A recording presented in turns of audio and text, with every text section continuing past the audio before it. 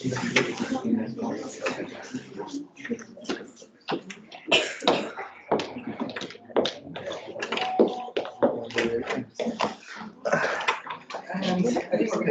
this so everybody can hear us together. And can you hear us? No? Okay, let's try again.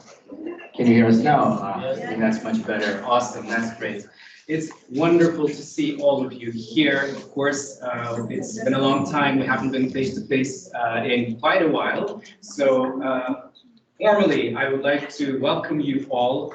My dean, even though he's not here, he's watching upstairs. Honorable Dean, distinguished professors, and dear students, and of course, our guests, welcome to the first face-to-face meeting of the ArchiDesign talks this semester. Obviously, as you all know, this has been an ongoing process, but for quite a long time now, we were having these, obviously, in the online platform. It is a great pleasure to introduce, well, actually, my colleague here will be doing the introduction, and I'll be very brief, but it is a great pleasure to have William O'Brien Jr. with us here. Beryl will talk about the long list of accomplishments that he has. We'd like to, kind of pump you up a little bit before the talk here, if that's okay. So with that, I would like to give the microphone to my colleague. Thank you so much. William O'Brien Jr. is the founder of the WOJR Organization for Architecture and Design Director of Samara at Airbnb. He is a tenured associate professor in the MIT Department of Architecture, as well as one of the founding members of Collective LOK. He is recipient of the 2012-2013 Rome Prize Fellowship in Architecture awarded by the American Academy in Rome. He was awarded 2011 Architecture League Prize for Young Architects and Designers. He has taught previously at University of California Berkeley as the Bernard Maybeck Fellow and was the LeFevre Emerging Practitioner Fellow at Ohio State University. Before joining MIT, he was assistant professor at the University of Texas at Austin, where he taught advanced theory seminars and design studies in the graduate curriculum. At MIT, O'Brien currently hosts the Cecil and Ida Green Career Development Chair and teaches design studios in the graduate and undergraduate programs. William pursued his graduate studies at Harvard GSD, where he was the recipient of the Department of Architecture Faculty Design Award. He has been named a Fellow MacDowell in Peterborough, New Hampshire, and Socrates Fellow by the Aspen Institute. WOJR has been the recipient of 4 Progressive Architecture Awards in Architecture magazine, and we are happy to host you at Hampshire University. Welcome, William.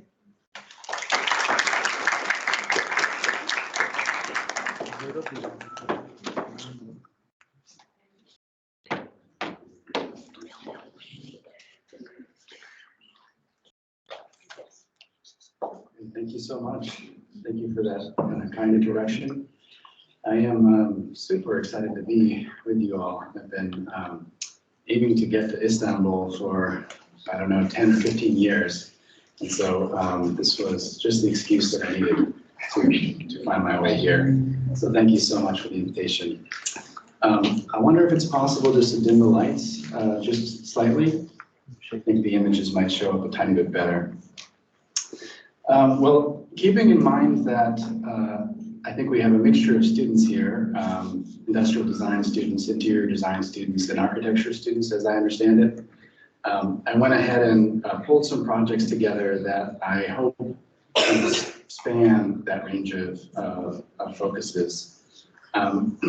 Most of the work that I'll show is relatively recent, with the exception of the first couple of projects. And what I'd like to do is try to the extent possible, make connections between the buildings that we make and the objects that we make, and looking for ways of finding productive overlaps of those two categories. So I'll just begin with an older project, and just as a way to establish a relationship between buildings and objects and the way that we think about it at the office.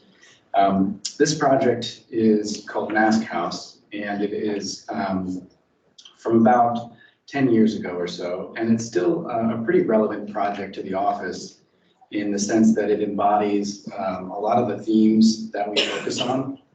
Mask House, sadly, is a house for a client whose brother perished in the lake that the house overlooks.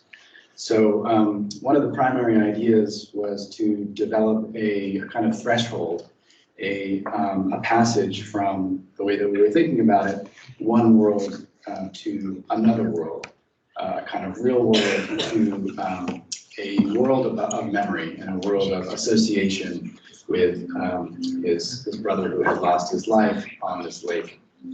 And this is the site. It's in Ithaca, New York. The lake is Cayuga Lake. And it's a pretty remarkable site in the sense that it is on a cliffside and has the potential for incredible views if you can kind of look through and through the trees. The way that we imagined the approach was really twofold. On the one hand, you can see in the site plan, there's a more processional approach that is perpendicular to the mask. And then there's a secondary approach, which was imagined to be actually open to the community, because the community in Ithaca is a very tight one. And the idea was that there might be an opportunity to view the location where his brother perished on the rooftop as a kind of communal platform. And so you see this kind of meandering ramp that goes behind the mask and offers an ascension to the rooftop. Reflective of that first approach that I was mentioning, there is a very formal approach, one that has a kind of symmetrical relationship to the mask. And then we were imagining the space behind the mask as a kind of recentering, a kind of a gasket space that would recenter one to the space that they would enter within the building. You can see in the section here, there is this gasket space behind the mask, and this was really thought of as a kind of transition space, this space where you would recognize where you came from, this real world, and kind of prepare oneself for entry into this other world, which is really associated with the lake. So this is that gasket space that I'm referring to, which is behind this sort of wooden mask that we imagined to be Shosugiban, which, as you may know, is a really beautiful burnt wood that has this kind of hauntingly deep and reflective quality, while at the same time starts to mimic a lot of the bark, actually, of trees in its burnt pattern. And upon entry, there's just a single space that has a view oriented toward the lake. And then everything else in the house is imagined to be kind of within the poche zone. So you see that main space is the space of reflection or introspection, and then all of the other program like kitchen, bathroom, bedroom are all conceptualized as sort of niche-like spaces that are cut away from the poche. And this is a diagram essentially highlighting that, where all of the figures in gray are kind of conceived of as these spaces within the thickness of the poche. And then, as I mentioned before, the rooftops, where we imagined there being a kind of communal platform where views would be possible by those who wanted to access the rooftop from the community.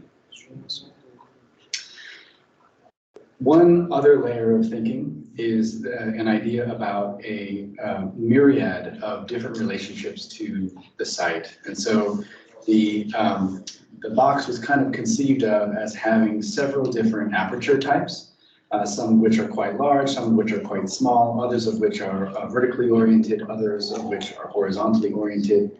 And so the thinking was to provide, despite the small size, to provide the widest range possible of connections to the landscape. So a vertically oriented a slot window, a horizontally oriented window near the kitchen area, a vertically oriented skylight in the bedroom niche, which you see here, And then finally, a really human scale, body scale opening that is near the head of the client as he sleeps and is oriented toward the lake.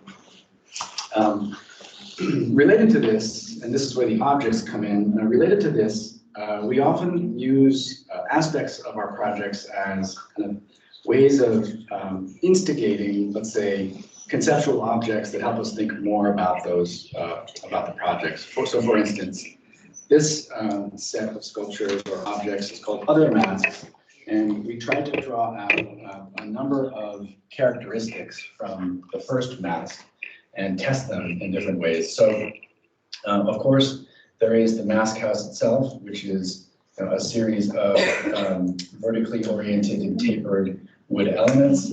But that then gave rise to a whole series of other masks, testing things like transparency and ways of veiling, as you see on the top and bottom, and then always testing ideas about bias and orientation. And so you'll see in all of them, there's some designation of a threshold, and that threshold has multiple orientations. So you can see alignment of that orientation only happens when one is in the correct location. So if you remember in the mask house itself, there was an idea about that gasket space sort of recentering you. Similarly, these openings that are out of bias kind of represent that. Meanwhile, there's an interest in materiality, which we won't talk a lot today about in this lecture, but really looking at the kind of implication of unexpected orientations of material. So in this case, this walnut is sort of unconventionally stacked up and milled in a way to reveal the grain in a kind of unexpected orientation. Similarly here, this is called a sun mask, and you see it perpendicularly, and the opening is not a square, and then as you rotate, the squareness of that opening is revealed. And then one other aspect that I would mention when looking at these other masks is that each of the armatures was a project in themselves. So each of the armatures, the brass armatures, are connecting the base and then preparing themselves to receive the other mask in a really specific way. The last other mask I'll show is this one, because I think it leads into the next project pretty well. And you could say this is where we start to veer a little bit away from the maskness, and it becomes a little bit more columnar, or let's say totem-like, but nonetheless playing with this idea of orientation and revealing orientation and bias as you move around the object.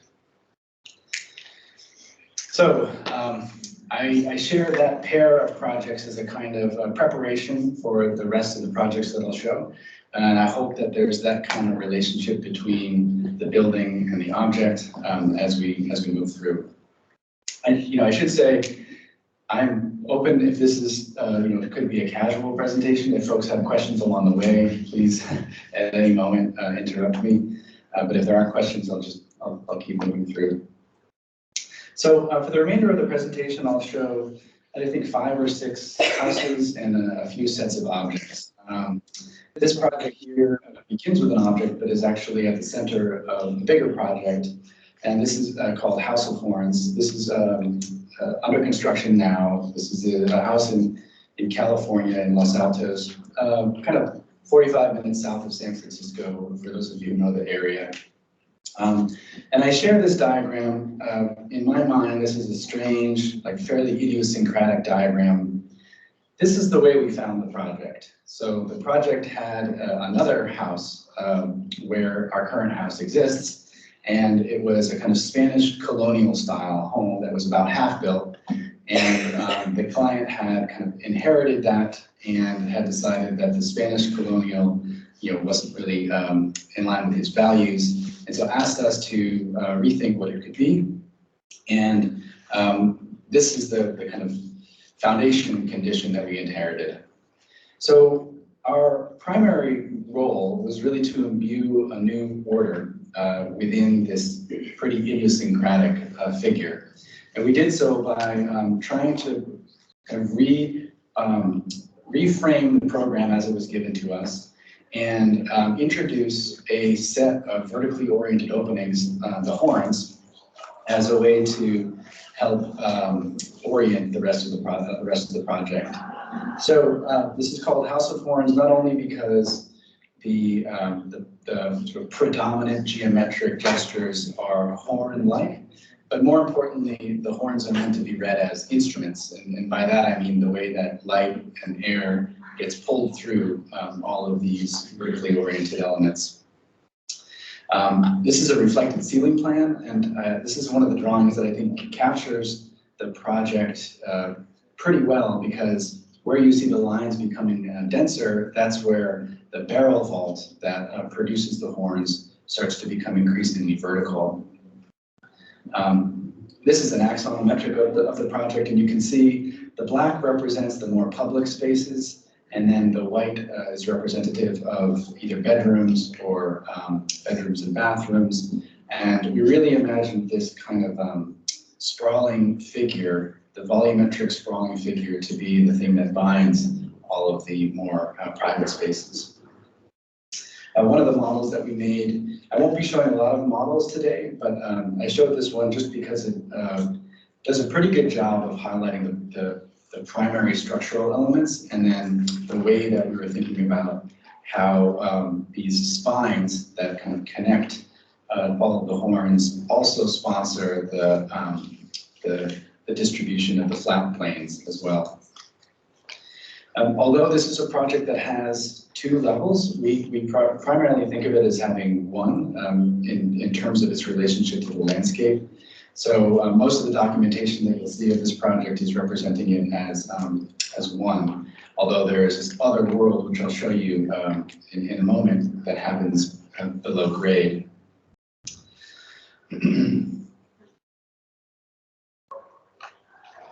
So we spend a lot of time visualizing the projects in advance, which is something I'll come back to at a later point in the lecture, but we think a lot about layers of information like weathers and reflections and flora and fauna, and maybe most importantly, the way that narrative and ritual play out within each of these visualizations. And so the way that we're staging each of the wares, and in this case props, is also suggestive of the way that we're thinking about how one might occupy this space.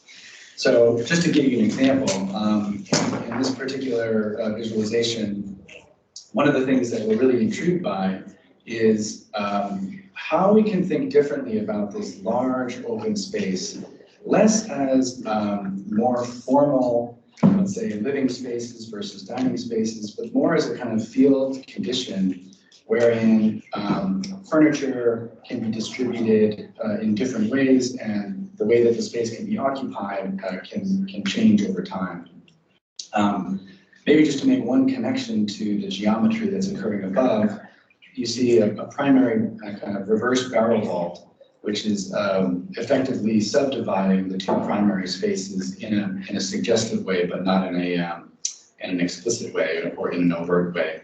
And then you see in the center these, there are a few elements made out of marble, which I'll talk a little bit about, which punctuate the space and start to give each of the spaces a bit more bias. Here's another example of one of the inverted barrel vaults that is allowing connectivity between the dining and living area on the left and the kitchen space on the right. And you can see in the marble piece, which is actually a fireplace on the left, some of the themes that we've explored in earlier projects like in Other Mask are starting to come back, and questions of orientation and bias, symmetry and asymmetry are informing the way that we're thinking about those objects. This was where we selected the stone. This is in Danby, Vermont, and you can see the figures in the lower left just for scale. And we identified this really compelling strand of marble called Fantastical Marble, which just has this really amazing depth and amazing figuration and high contrast that we thought would be really suitable for the way that we were thinking about sculpting the geometry. And also had the pleasure of scouring the landscape of these blocks and trying to select the right one. One of the fascinating things about this endeavor is that you're not entirely sure what's happening inside. There's a lot of guesswork, a lot of educated guesswork about the quality of the stone on the inside.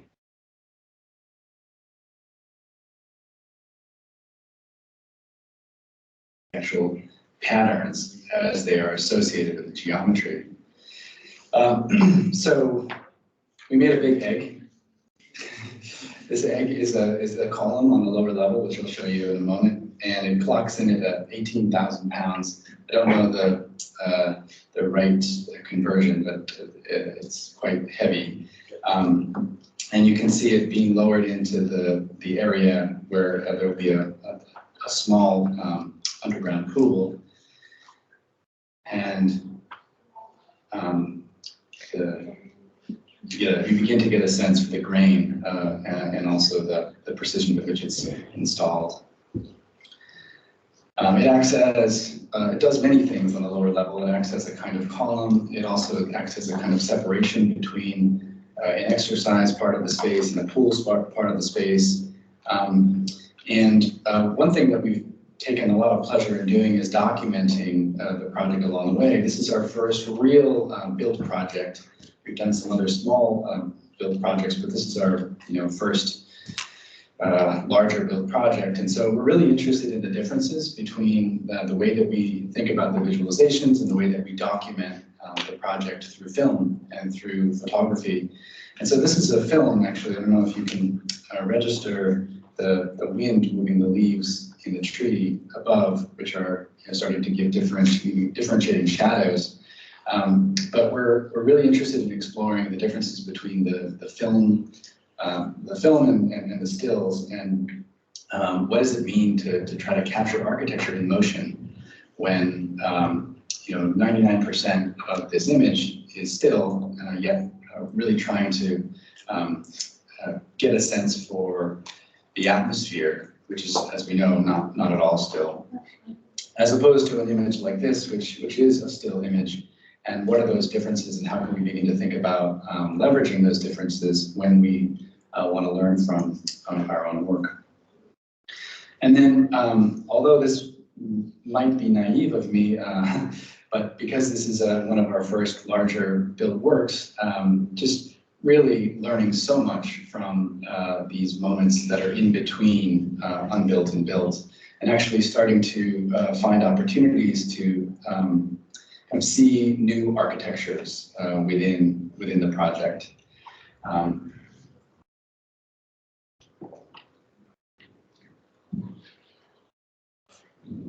May I ask something? Absolutely.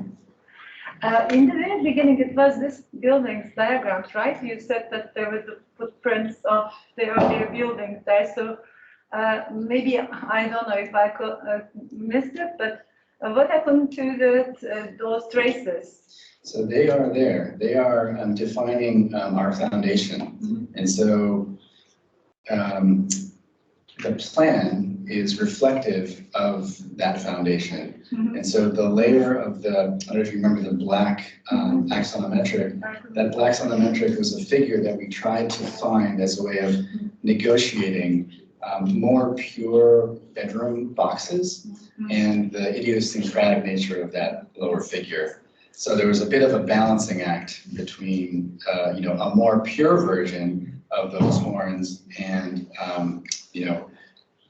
falling victim to extruding that strange idiosyncratic figure. So that was sort of a modulation between existing and something that was more ordered. And I'll show a couple of more houses and then maybe transition to a pavilion and then a couple more objects. Another long house if there's something in common with the previous house, is this house called Hull House. And one of the precedents that I found really compelling for this house is there's a typology where I grew up in New England, a colonial house, which is interesting in that it has a corridor that is only a corridor. It's a dedicated space to get you from one space into a corridor into another space.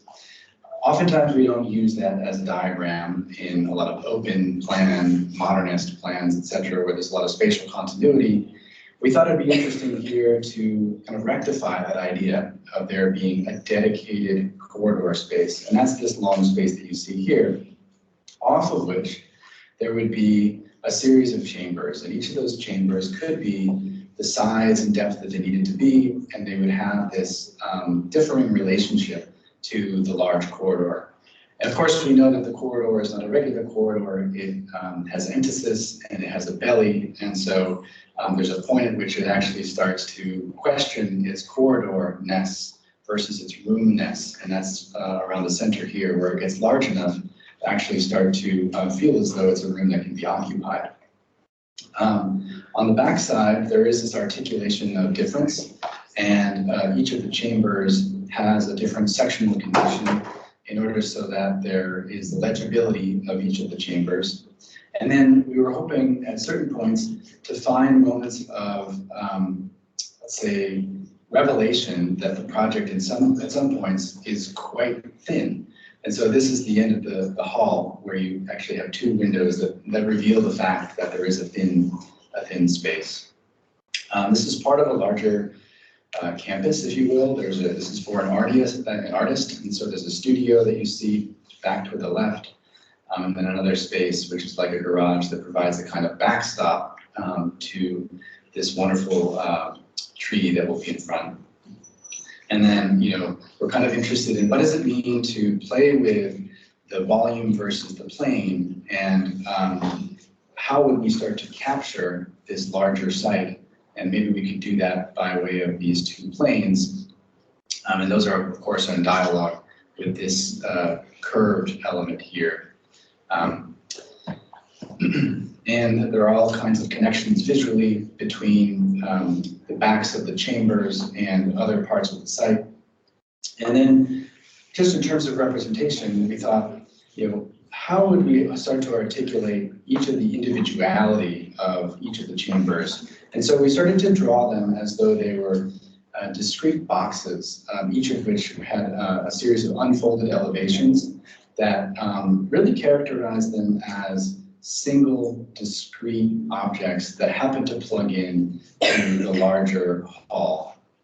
And so you'll see in this kind of quasi-animation that I'll run through each of the different relationships between the chamber and the hall space.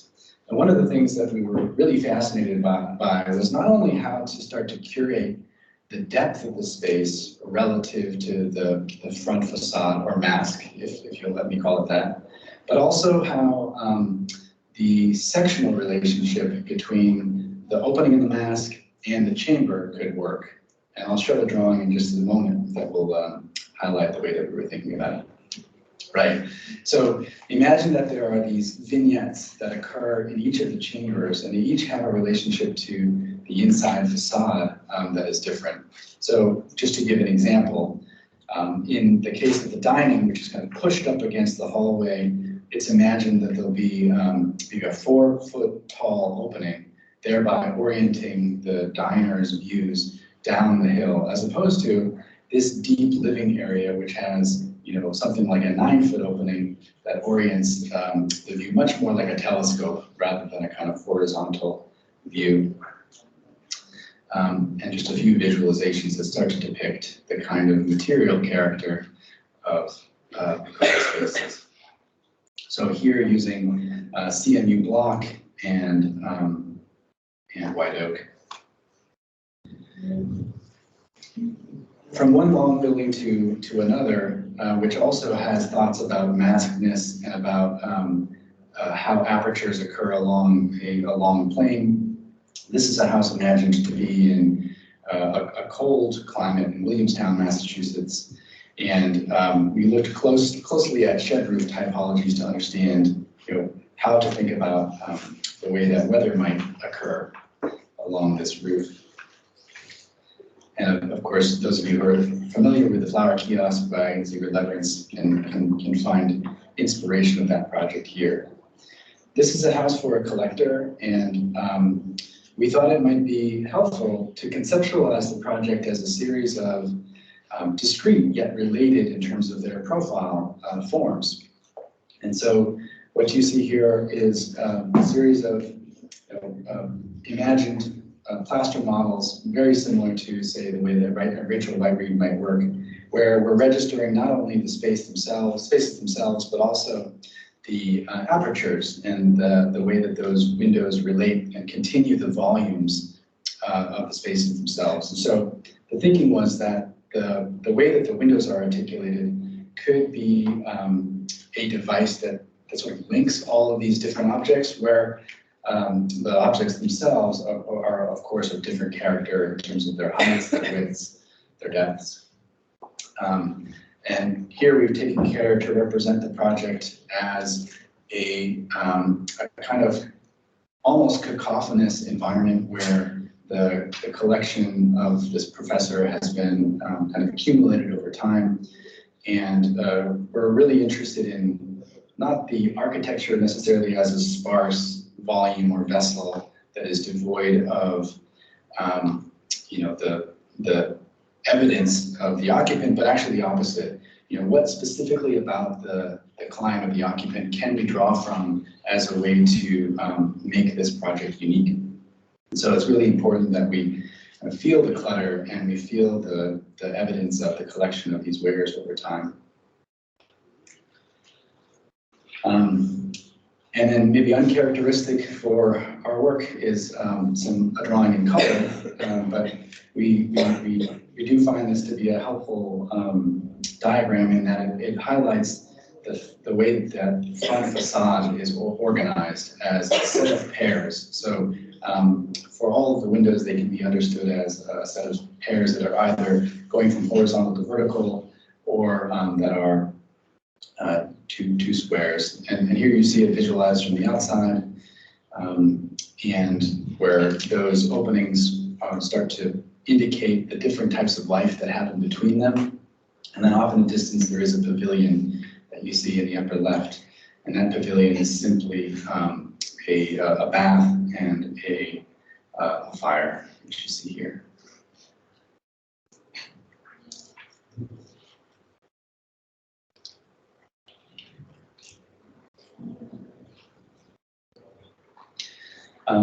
Going from one house in the woods to another house in a kind of woods, this is a recent project, a very recent project for us in the office. This is a project for a building in the jungle down on one of the islands in the Bahamas. And it's really about a single collective space and a pair of bedrooms and another collective space up above. And most importantly, it's about how to create an object in the round, in the jungle, that essentially is defined by the jungle itself. And so here you see a kind of reduced structural diagram, a model of a reduced structural diagram that then starts to showcase elements that happen within and above. And these are a slightly different material, so we've articulated them as such. And then you start to read the infill of the project, which is in this white oak. And then finally you see this, this brass or bronze stair, which will be a very central element that brings one up from the ground through the middle level up to the rooftop. And here are a couple of other views of these models.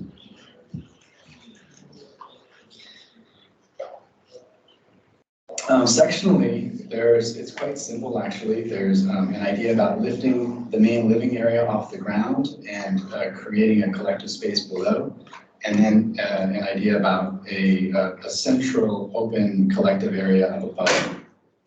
And then some of the visualizations that we are starting to develop to understand the size of openings relative to the jungle. These are very much in process, but starting to give us a sense for the degree to which the object acts as a kind of lens to view the jungle, and the degree to which you'll feel as though you're in the jungle itself.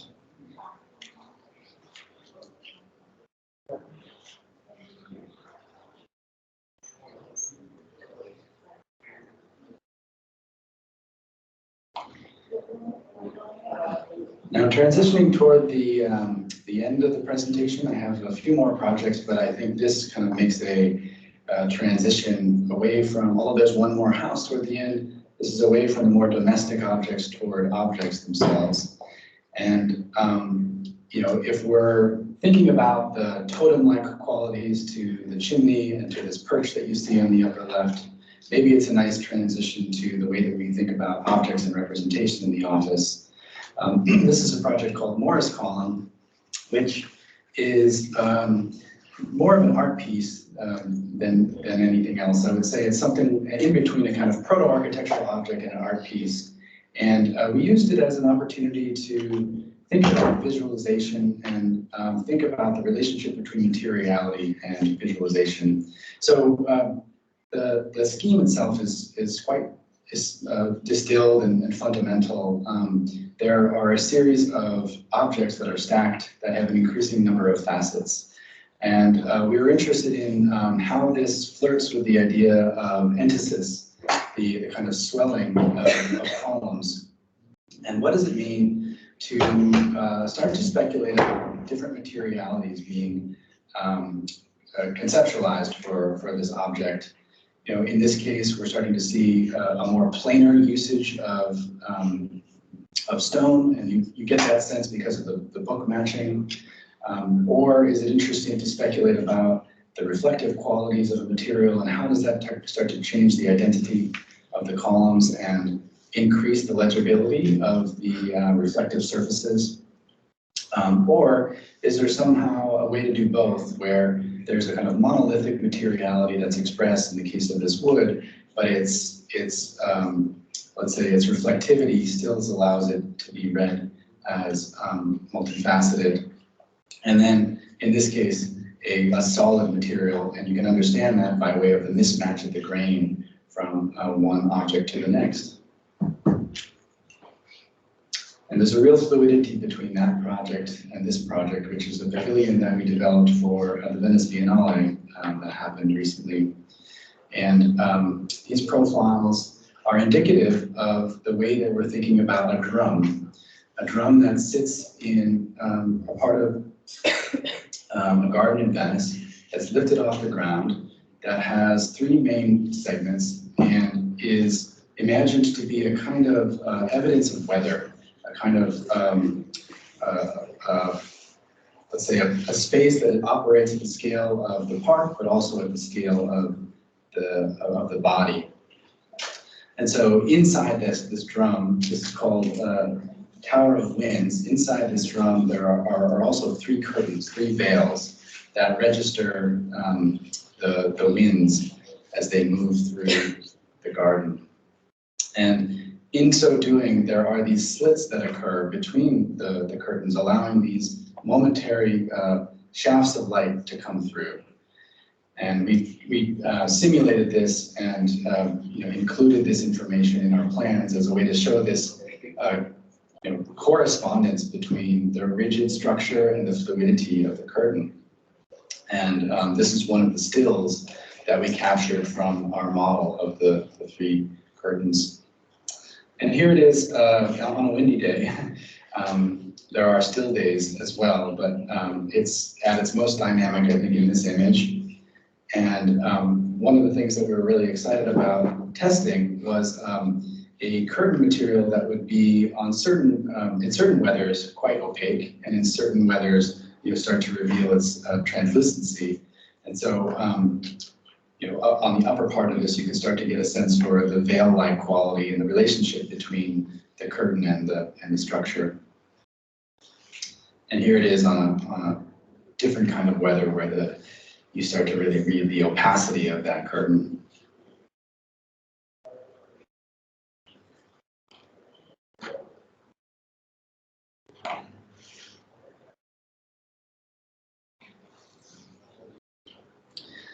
And just to round out with two more projects.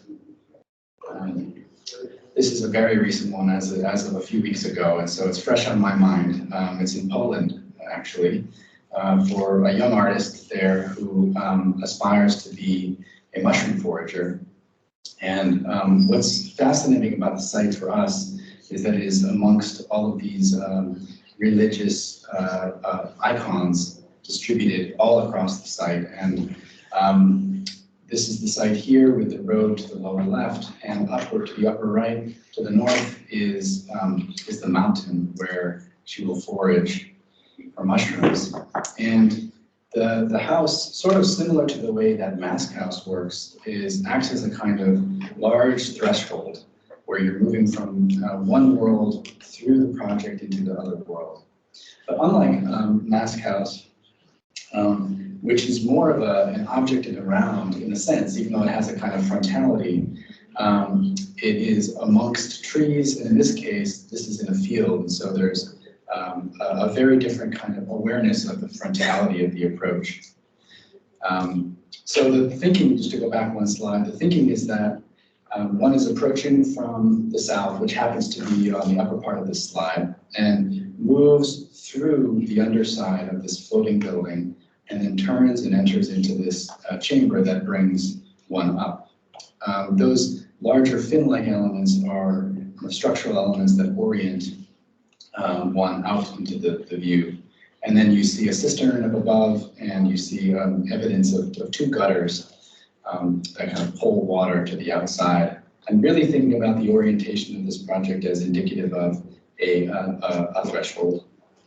Up above in the main living area, quite similar to the way that we were thinking about Mask House, is that there's one large space and all of the other spaces are tucked back into a thickness. And so the dotted line that represents the gable, which you see in the almost center, acts as a kind of interior threshold that one moves through to access that main space. And then there is a mezzanine space, which is this very extremely long, thin space that is behind the main wall that acts as a large elevation on the interior. And so, as you can see here, we're interested in this relationship between symmetry and asymmetry, and using a kind of symmetrical gable roof, where we start to peel it back in certain parts of it to reveal its asymmetry. And so on one side, there is a kind of tall elevation. On the other side, there's a kind of focused lower elevation that also is related to the amount of space that we need on either side of that central wall. The left side being the open, more public space, and the right side being a smaller, more private spaces. And then this just gives you a sense through a series of axons, the way that you move up through it. So you enter into this chamber that brings you up the stairs, and there's this hinge space that allows you to look back at where you came and also prepare you for where you're going, either up into that extremely long mezzanine space or into the main space oriented toward the mountains. And then there are these chambers that come off that are the bathroom and the bed niche.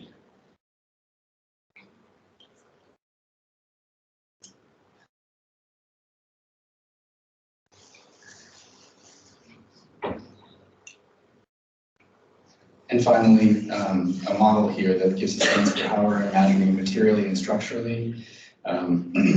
Perhaps it is concrete at its foundation, and there are primary wood structural elements that get clad in this case, this is a placeholder, but some kind of wood, and then it takes on a kind of more melancholic and mournful identity with the usage of the dark wood. And once again, interested in the kind of pairing or coupling of windows, large and small squares, and then two circular openings. And then one visualization of it looking back toward the house, and just a hint of the way that one might access it through a path, a kind of worn path on the ground.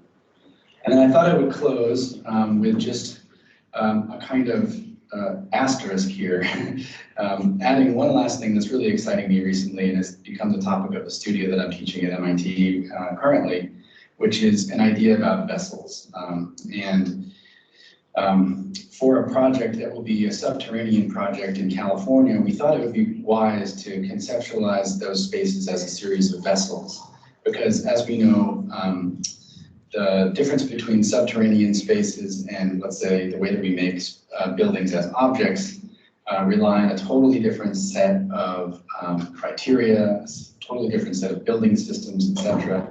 So I'm interested in opening up the formal possibilities for subterranean architecture. So we thought we could do that by thinking through these conceptual models of the scale of vessels.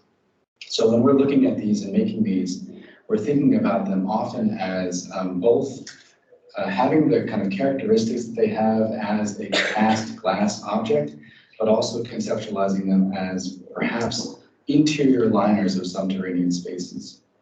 And so what kind of formal vocabulary can we consider if we're not bound by, let's say, traditional construction systems and part-to-whole relationships? And then my final set of slides here, and then I'd love to see if there's any feedback or comments or questions. Another vessel that is indicative of a subterranean space. And so what you see as this tower-like figure and this other horn-like figure are imagined to be poking out of the earth and letting light in, while that interior chamber is this very long, attenuated space that will be used for a kind of space of reflection and contemplation. That's what I'd like to share with you today. Thank you so much. I'd be really curious if there are questions or feedback.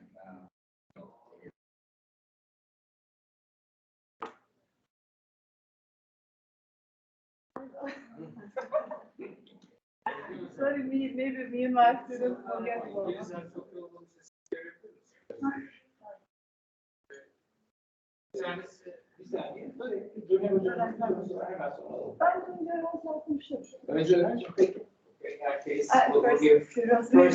First go for the students. He asks that I translate for him, which I will do. Evet. Hocam bir tanesi teknik bir soru. Ömür tasarımla alakalı. Ben de tasarım sorayım.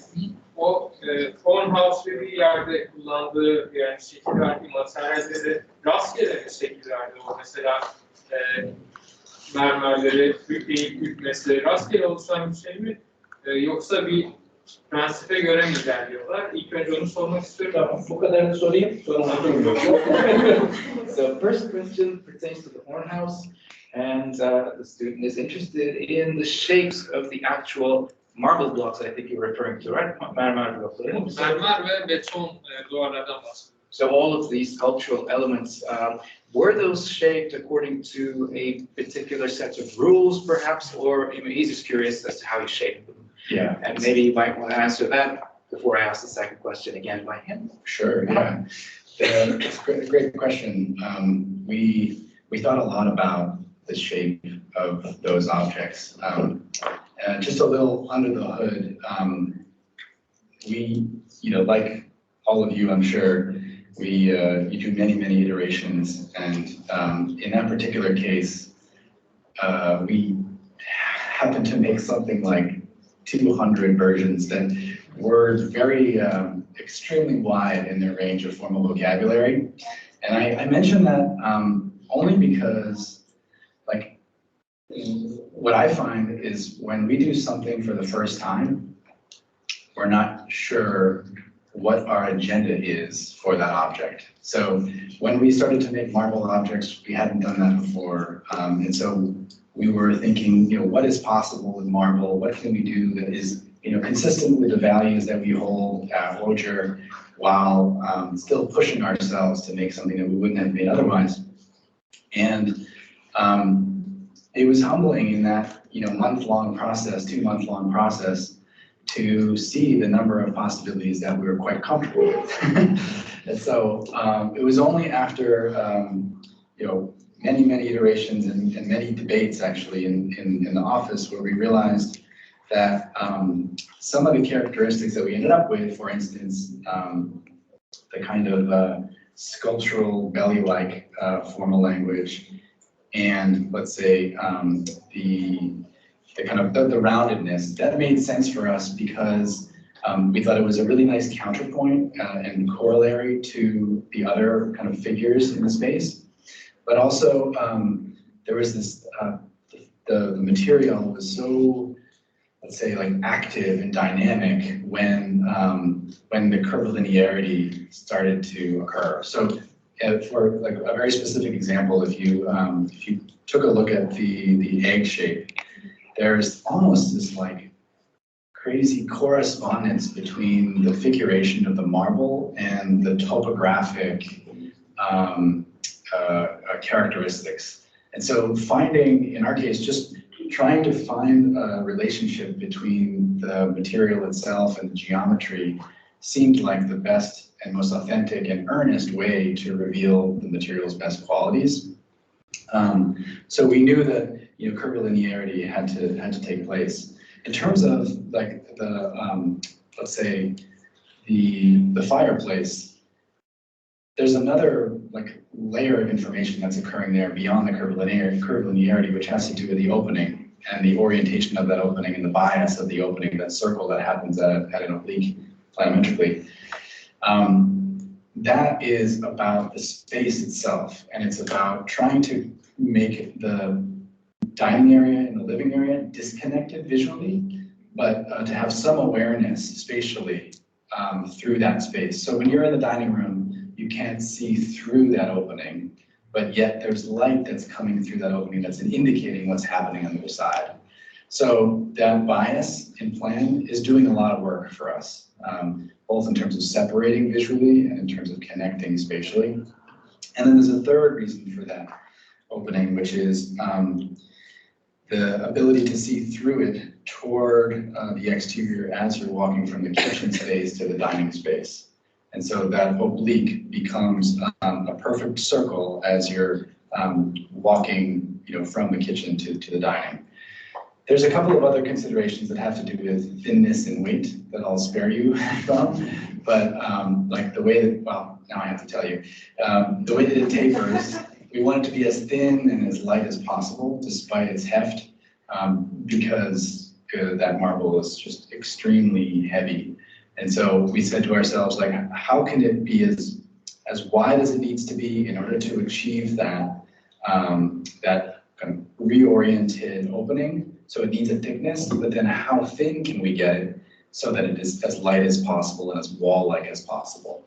So yeah, there's also some kind of logistical parameters that are placed on that object as well. There's more to say about it, but maybe I'll get to the next question. But thank you for the question. Hocam ikinci sorum da mesela o Jungle House'ta ortamın yani bir jungle olduğunu düşünürsek hayvanlarla ya da böcekler gibi şeylerle insanlar nasıl başa çıktı? İlk tasarımda güzel görünüyor ama uygulamaya gelince nasıl oluyor? Onu nasıl kurdular onu merak ediyorum. Okay, that's a very different kind of, oops, I don't know if I have the microphone here. Hello. Maybe now? Nope, it doesn't seem to be cooperating with me. Anyway, I'll go ahead and ask just to spare the time. So in the Jungle House, it's a very practical question. As I said, he's basically asking, with the very large openings that you have, what happens with, you know, issues like bugs, animals, etc. Any precautions towards those? Yes, so there are screens. Practical answer to a practical question.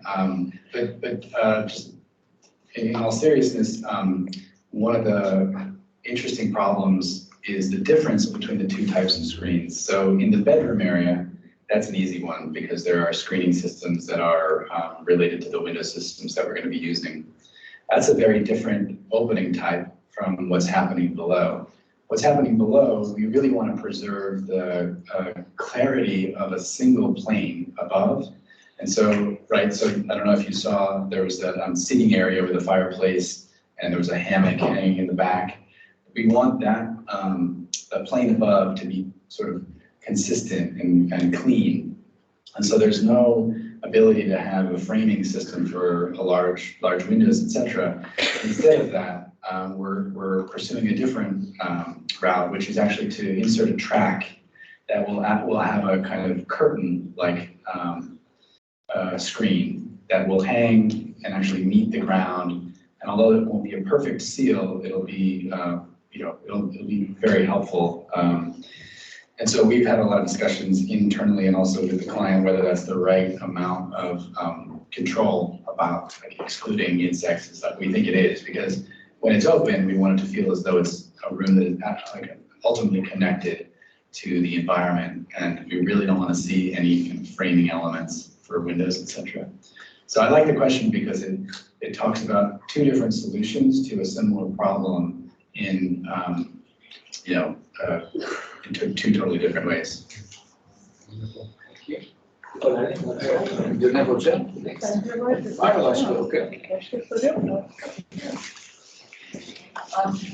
Thank you. Actually, it was a very great presentation. Thank you, first of all, for myself. And then I was thinking, I hope our students are well equipped enough to follow all that. I wish and hope, actually, all that stories that you talked, because it was like a very exciting connection of the things that we hear from architecture history and theory and all the things about how to conceive architectural elements one by one, maybe materializing so much thinking there. And especially all those representations. In each project, I was thinking, for example, in each project, there's like a few architectural elements that you seem to be fixated enough to give it the title for the project. And also, apparently, one architectural representation technique clearly stands out from the others. And the techniques, so nice to put side by side. So I was very excited for the students to say for myself. I appreciated so much. It was like a adventure of all architecture history. I was thinking for a moment, it's like Bule for a moment, like we see some interestingly negotiated sublime, I don't know, suddenly atmospheres, maybe you call it with minor words, maybe, but it looks like a bit larger than that, but somehow we see the nature there and suddenly it becomes like earthy. But it was very exciting journey, and I think our students has been very lucky to hear it from the author himself. And actually, I had a million questions I'm thinking while following you, because like every image is very strong and every project is very strong in itself. And actually, it was I was also shocked to hear that, what do you do with the insects? This question was like, okay, maybe come back to earth and think about the other practicalities of the architecture. But, it's not very easy to, leave it. It's just, for example, the one thing, maybe testing them with life and with the people around. I was considering, how do they live there? It's like, I feel like everybody must be stopping somewhere and contemplating 50 minutes here, 30 minutes there. The life is like in still slow motion life, but it's interesting to see it like this, both as architectural objects and all that discussion about representation. Thank you. It was very great for me. I don't know how to ask, but I was at the same time in the column. I was also very interested, because in the column, the change, the transitions you made in that one also is very much like the architectural structural elements that in the Selçuklu's, especially the Mukarnas element that makes the transitional of architectural elements from column to an arch. The details. When I saw it in one column, it was also interesting for me. So it was a nice, interesting discussion of all architectural issues. So thank you for myself once more. To just make comments, not questions. Any other questions?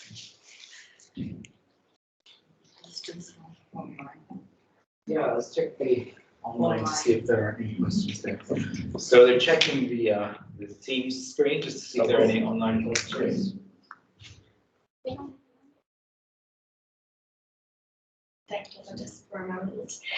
And first of all, thank you so much, impressive presentation, and I really appreciate for all of this. And as I know, you and your team have been working very diverse scales, like from architectural scale and to object scale, and most of the time material scale. So, and I know you have different backgrounds, like music theory and sculpture. So working and carrying interdisciplinary relationships in architecture is so important to me, you know. So, and actually, I really wonder, how do you feed yourself the different disciplines, and how these different disciplines affect your project, actually? So that's the question. Great. Thanks for that question. Probably a couple of ways to answer it, maybe two. So one is, that's right, so I did study music theory and sculpture before working on architecture. One of the things I think a lot about in terms of the relationship between music and architecture is the way that music has been analyzed and understood. And so there are maybe two ways of analyzing music. One is through a study called ethnomusicology, and others through music theory. Ethnomusicology is the study of a piece of music in terms of everything around it, its culture, its politics, its time, its history. And music theory is the study of the thing itself, its forms, its meter, its pitches, its key.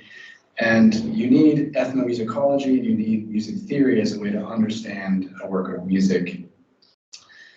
Similarly, in architecture, I think about the geometry, the form, the material, the thing itself, the object itself. And similarly, I think about like the ethnomusicology version of that in architecture, which is narrative, ritual, atmosphere, all the kind of qualitative aspects that give it its context. So with different forms of representation, we're testing those different things. So line drawings are typically used to think about the ordering of the thing, the object of the thing, whereas the visualizations are our opportunity to test out rituals, narratives, atmospheres, weathers. And so it's really those two layers of thinking that I think are reciprocal. They both need to coexist. But I often think about that relationship to ethnomusicology and music theory and how that can kind of inform the way that we think about architecture. And then the other way is simply through order. I think about order all the time. And when I used to compose music and study music, it was all about the ordering of the thing. How do you break down a thing? What is its hierarchy? And similarly, that language is used all the time in the office. What is its hierarchy? How do things come together? What are its ordering principles? What are its, so I think just this idea about the ordering of elements is absolutely critical and is transdisciplinary. At least the way that we think about it, we move easily across the forming of music and the forming of space and objects. Thank you so much.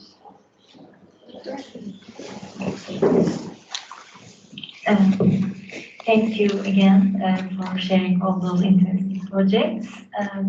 After seeing all those spatial organizations in the projects, I kind of noticed that there is always like a central space, and all the niches, either internal cavities or spaces, they were focused on that space. I just wondered if there is any, what kind of thought is behind that, and what the owners think about it. For example, in that corridor project, what did the owners think? Because it's not the most, practical space to use, all this long corridor and the space attached to it. I was wondering about that. Thank you. Yeah, great. Thank you for that question. I think you're right in terms of there being always like a fairly clear hierarchy between a primary space and then all of the secondary or tertiary spaces. Although those hierarchies play out to different degrees, and it's more clear and legible in some, and I think that diagram kind recedes a little bit in other projects. But I think you're right to observe that it's there in most of the projects.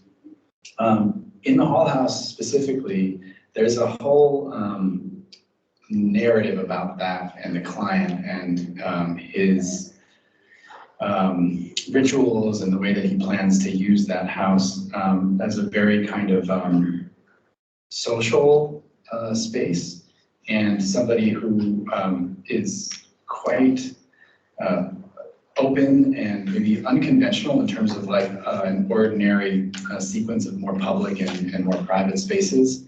And so when we presented the idea, you were looking closely, right? The main bedroom is essentially open to that hall space, right?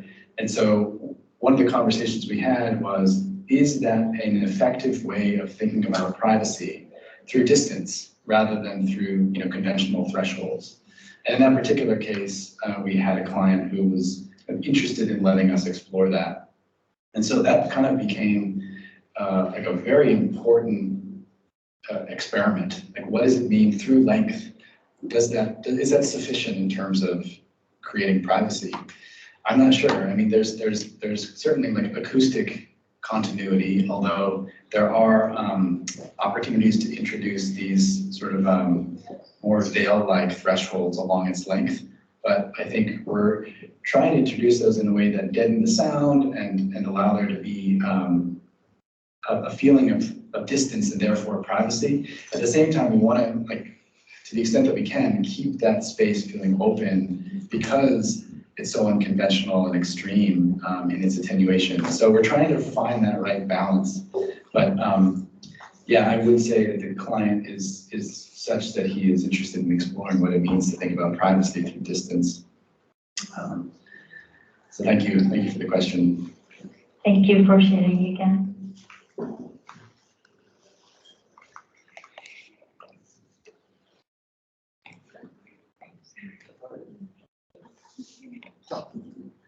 Great.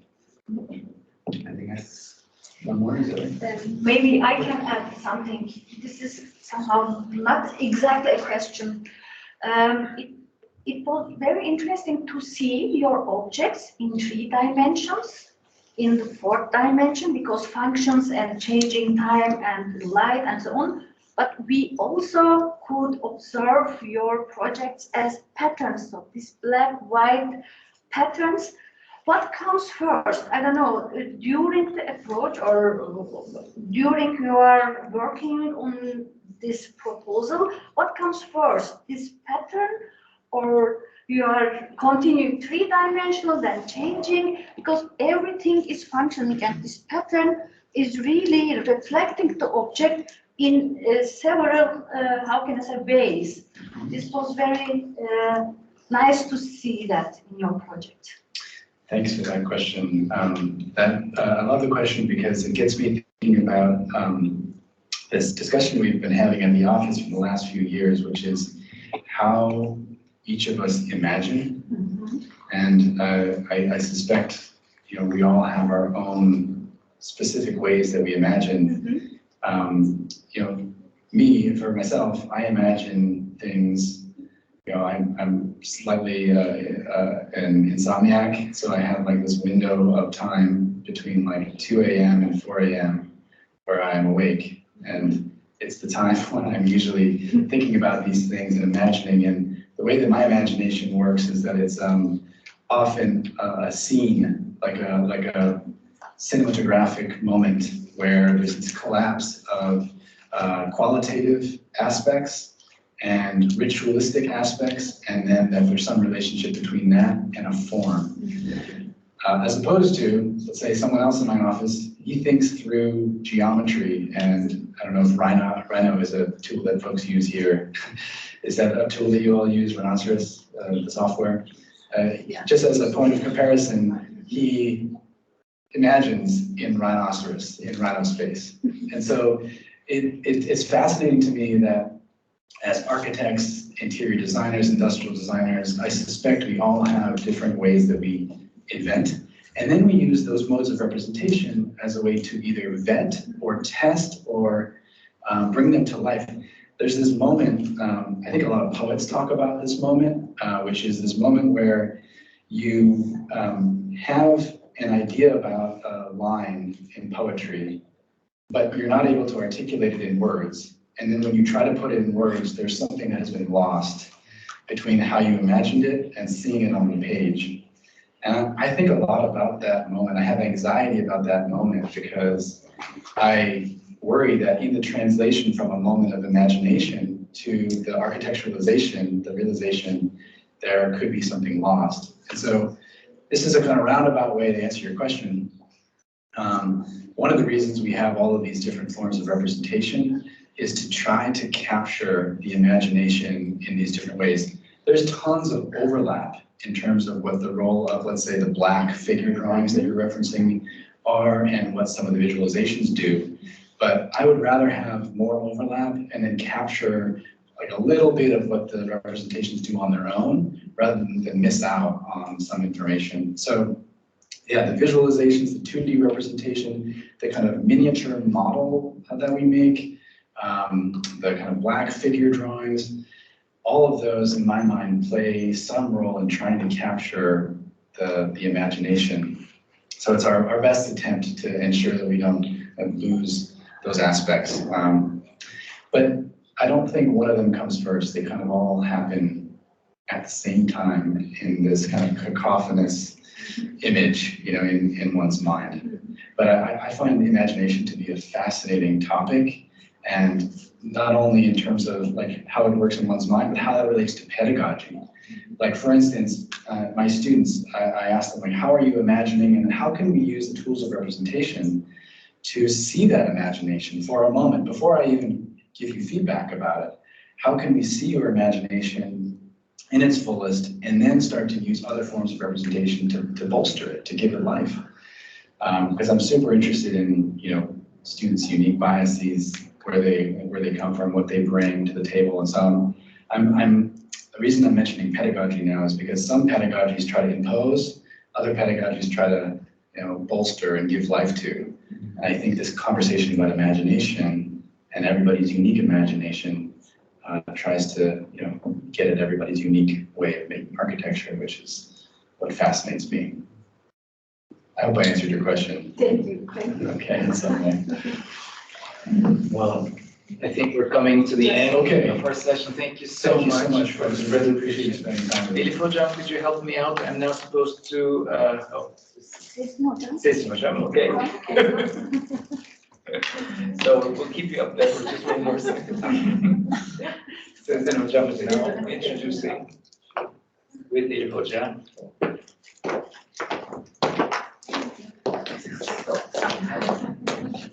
Shall I? Okay, Cecil, jump on. It was a great pleasure to have you here. It was a very interesting presentation. It was lovely to see your work. So we would like to give you this. In the name of the faculty. Okay. In the name of the faculty, we want to give you this certificate, okay, as reflection of thanks. And we have another one. We have a tradition in the Faculty of Architecture and Design. We are donating for several foundations. In your case, this is for children who need support.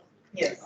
For the education. Underprivileged children who are supported by SAFE Foundation. So we have donated in your name to that foundation for working for underprivileged children. Beautiful gesture. Thank you so much. Thank you.